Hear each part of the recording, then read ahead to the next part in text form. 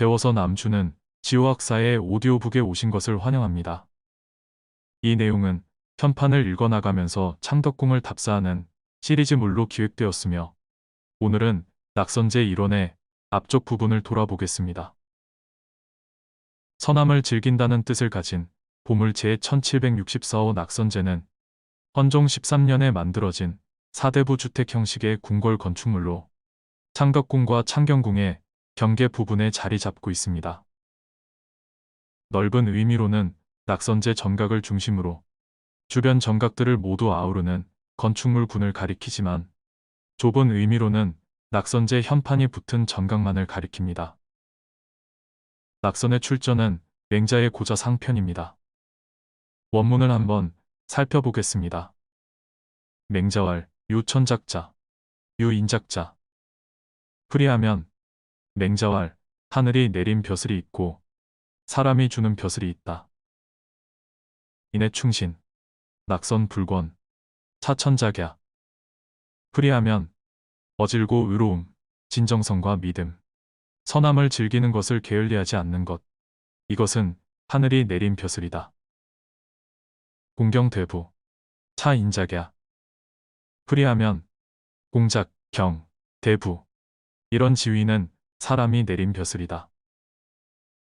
다니엘 정각으로서의 낙선제는 후원의 연경당과 더불어 창덕궁 내에서 단청을 하지 않은 채 일반 사대부집의 주거 형태를 취하고 있는 특이한 건물입니다.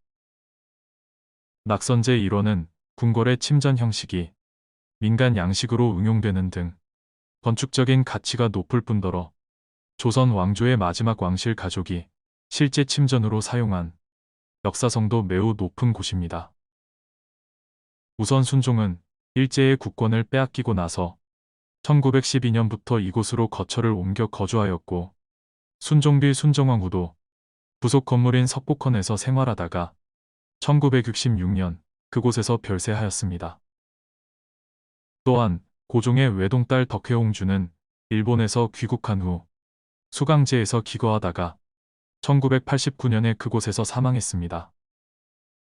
한편 순종의 이복동생인 영친왕도 일본에서 귀국한 후 1970년에 낙선제에서 사망했고 영친왕 비인 이방자 여사도 1989년 낙선제에서 남편의 뒤를 따랐습니다. 어진 사람이 오래오래 즐거움을 누린다는 뜻의 장낙무는 낙선제의 정문입니다.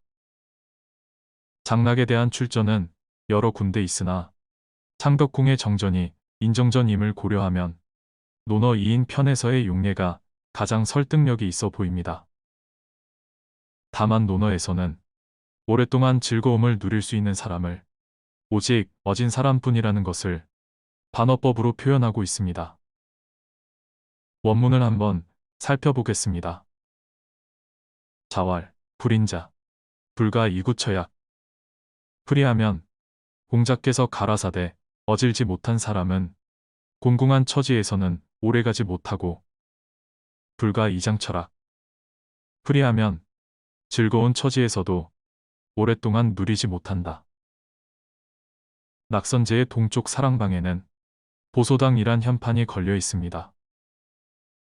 낙선제 현판보다 한 칸 안쪽에 걸려 있어서 건물에 바짝 다가서야 비로소 보입니다. 단순히 글자 뜻만으로는 결코 해석할 수가 없는데 그 이유는 가운데 소자가 적벽부와 소동파라는 이름으로 유명한 북송 때 최고의 시인 소식을 지칭하기 때문입니다. 따라서 보소당은 그런 소식을 보배처럼 여긴다는 뜻입니다. 또한 보소당은 낙선제를 지은 헌종의 당호이기도 했습니다. 헌종 이외에도 소식을 보배처럼 여긴 사람은 많았습니다. 추사 김정희도 그랬고 그가 스승으로 모셨던 청나라의 서예가 겸 학자인 옹방강도 모두 보소제를 자신의 호로 삼을 정도로 소식은 유교사회에서 존경과 흠모의 대상이었습니다. 복을 내려준다는 뜻의 석복헌은 낙선제와 수강제 사이에 있는데 후손이 없던 헌종이 후궁 경빈 김씨를 위해 마련해준 처소였습니다. 조선 왕실의 마지막 황후인 순정 효왕후가 1966년 숨을 거둘 때까지 거처했던 곳이기도 합니다. 석복의 원전은 시경, 주종 열문편인데 자손 대대로 복을 누리라는 염원을 담은 것입니다. 장수와 건강을 비는 뜻의 수강제는 낙선제의 가장 동쪽 구역을 차지하고 있습니다. 바로 옆에 석복헌이 후손을 보기 위해 후궁의 처소로 지어졌다면 수강제는 글자 뜻 그대로 헌종 때 대왕 대비의 장수와 건강을 위해 지어졌습니다.